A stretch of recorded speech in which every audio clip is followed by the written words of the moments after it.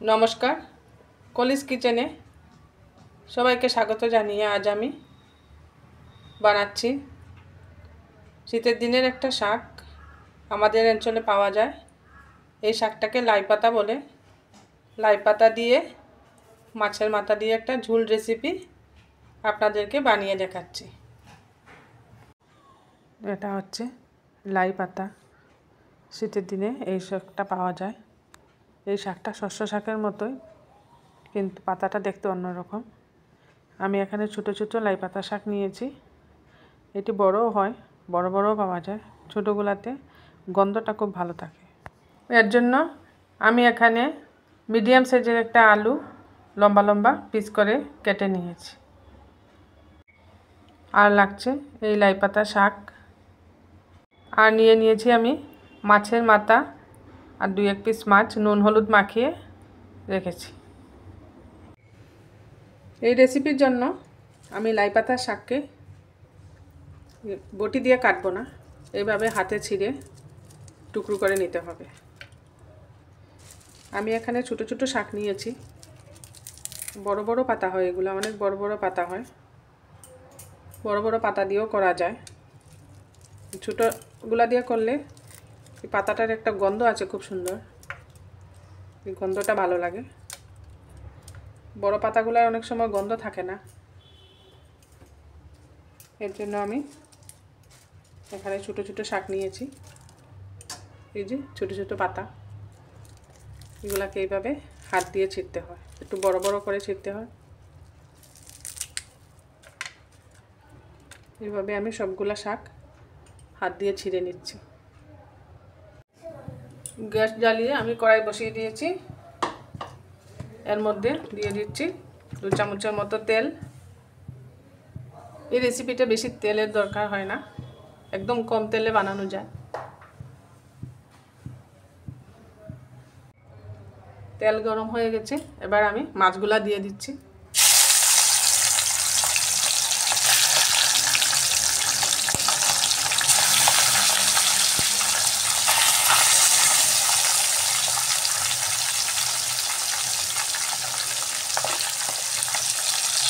মাছগুলোকে আমি একটু লাল লাল করে ভেজে নিচ্ছি।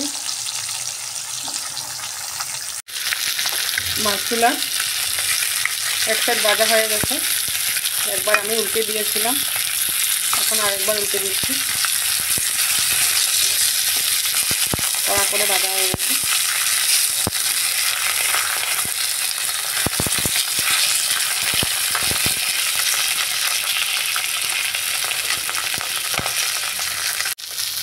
মাছগুলা ভাজা হয়ে গেছে, এবার আমি নামিয়ে নিচ্ছি।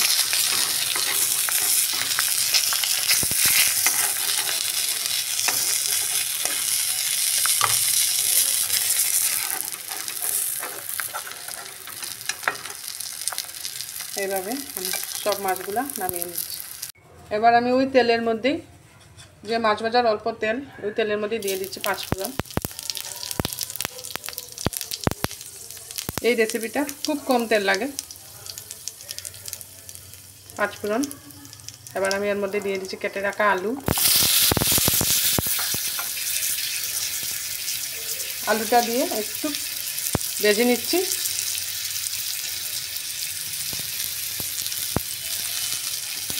ফোড়নের সাথে একটু হলুদ দিয়ে আলুটাকে একটু ফ্রাই করে নিচ্ছি।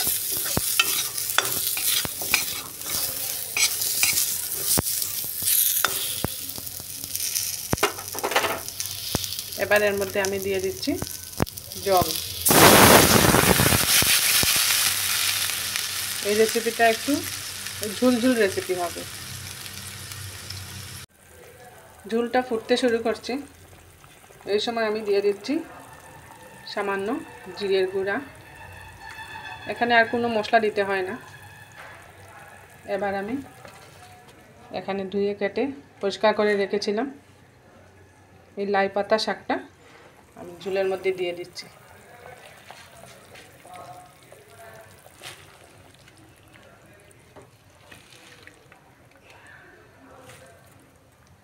এটা শীতের দিনের একটা শাক,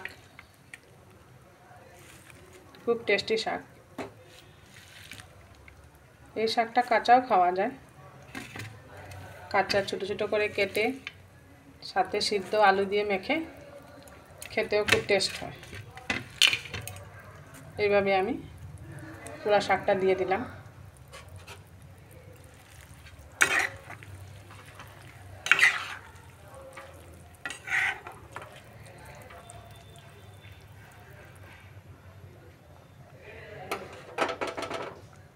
এবার আমি এর মধ্যে দিয়ে দেব স্বাদ অনুযায়ী লবণ,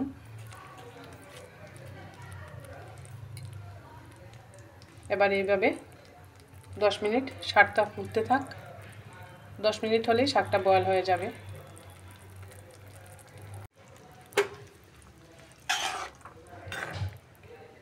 পাতাগুলো নরম হয়ে আসছে, আলুও সিদ্ধ হয়ে গেছে। আমি এই পর্যায়ে এসে দিয়ে দিচ্ছি ভেজে রাখা মাছ।